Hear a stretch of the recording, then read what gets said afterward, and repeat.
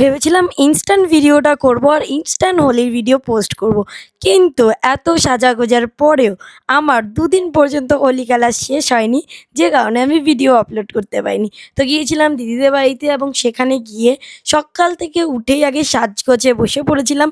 আর 90% makeup বলো, hair বলো দিদিই আমাকে করে দেয়।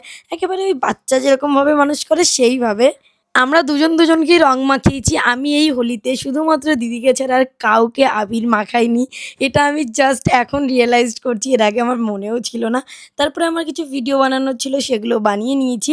আর যেহেতু ঘুম থেকে উঠেছিলাম একদম ৬টার সময়, তো সেই জন্য তারপরে ১০টা নাগাদ একটু চা খেয়ে নিয়েছিলাম এবং এইটা ছিল আজকে আমার ফাইনাল লুক।